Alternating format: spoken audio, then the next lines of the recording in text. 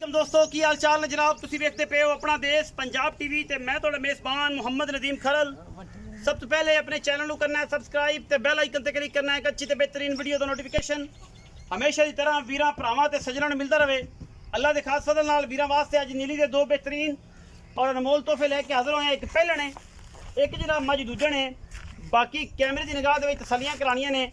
मुल सस्ते ते सुच्चे और अच्छे जानवर होंगे इंशाल्लाह वीरां नूं पसंद आएंगे। बाकी लैने देने मुकद्दर ने मईयां दी हड्डियां नस्लां जातां और क्वालिटियां तुसीं आप चेक करनियां ने। बाकी मई दा मुल जिहड़ा है वो सामने होएगा और इंशाल्लाह सारा कुछ तसल्ली दे नाल वीरां दे नाल साझा किया जाएगा। मई सूइयां नूं अज दो तीन दिन हो गए और इंशाल्लाह वीर तसल्ली दे नाल हर चीज़ दी पूरी कोऑपरेशन करनगे पूरा कोऑपरेट करनगे अल्लाह दे खास फजल नाल। बाकी लैने देने मुकद्दर ने। पहले नंबर वाली जनाब मज आए दूसरा सूआ जनाब मज सूई है मगर ये कट्टी है सजरी जनाब सूई है। मैं स्ट्रक्चर हड्डियां टाकां खूबसूरतियां ते बरीकियां तुसीं आप थल्ले वेखणियां ने। अजे मई सजरियां सूइयां ने खास दरिया दियां ने बिल्कुल कंढे दरिया के उत्ते खड़ियां ने। सतलुज दे पानी आया होया है और जनाब माल सारा उधर कढ़ के फिर इधर ही आई सजना बिरावां कोल भेजी ने यार नूं वेच देवीं वो आंदा ओनूं वेच देवीं वो आंदा ओनूं वेच देईं। बाकी ये है कि माल अजकल तकरीबन को सस्ता ते सवला होया है। मारिया दरिया दियां खास नीले दियां बरीक हड्डियां ते टाकां दियां जनाब मज्जी वीरां वास्ते स्पैशल जानवर लैके हाजिर होए हैं इंशाल्लाह पसंद आएंगे। बाकी हर कोशिश होंदी है और जनाब कोशिश ते काबिश होंदी है कि अच्छे और बेहतरीन जानवर लैके आइए।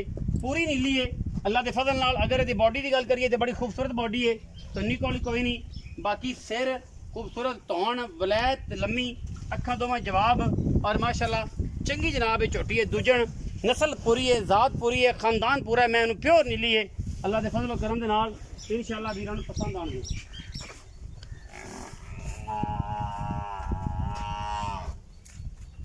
ये जनाब 2 नंबर मज अल्लाह के फजल करम दे नाल प्योर नीली दी और माशाल्लाह बड़ी वलैती और ब्रीडिंग वाली मज है। जेड़ा वीर लवेगा इंशाल्लाह ये ब्रीडिंग वाली मज्जां ने और ब्रीड करने वाली ने इंशाल्लाह वीरां नूं पसंद आउणगे। मैं नंबर 1 की तसल्ली वीरां दे सामने उस तो बाद मैं नंबर 2 ते जाने जी। कैमरामैन साहब जरा मैं नंबर 2 भी विखाओ। शॉर्ट वीडियो बनावांगे इंशाल्लाह। बिल इतराज़ करते हैं कि यार मज एक मिनट 12 तरीफा ते पुड़बंदी रखना मैं विखाया कर टाइम ना निबेड़िया कर। बड़े दोस्तों के कमेंट आते हैं। यह जी मैं नंबर 2 है पहले जनाब मज है वीरां दे सामने थन बड़ा खूबसूरत है। मज नूं अख बिल्ली मन दी किंगरी वाला सिर लग्या होया है और माशाल्लाह हड्डियां टाकां ते खुडा पुठा तुहाडे सामने वो तुसीं तसल्ली दे नाल मज दा वेख लेना है। इंशाल्लाह वीर पसंद करनगे और इंशाल्लाह जो पसंद आई हर चीज़ इंशाल्लाह मज़ा भी आएगा। अखा चिट्टियां सिर कतरी मत्थे ते फुल्ली हड्डियां स्ट्रक्चर बड़ा थन बड़ा खूबसूरत पहलन में और इंशाल्लाह ये मज भी पूरी नीली दी है और ब्रीडिंग वाली है। नीली च माल हो गया सस्ता सतलुज दरिया के आने नाल लैने देने हमेशा इस तरह मुकद्दर होंगे ने। अपना देश पंजाब टीवी ने नीली बहार दे इंतहाई मकूल और खूबसूरत तरीन जानवर दिखाएंगे ही मैं भी छो जी। दोवें मई के मगर कट्टियां ने रेट पूरी कोशिश करांगे अच्छे मुनासब और अलग कराइए जिद कोई दो राय ना हो। इंशाल्लाह मई इंशाल्लाह गईयां वसन गईयां और जो वसियां तो फिर लोगों को पता लगेगा इंशाल्लाह कि मई नीली तो आईयां सन।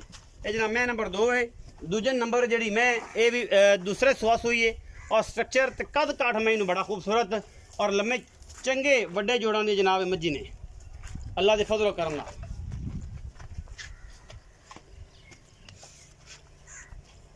दो मैंने कट्टियां विखाओ जी क्या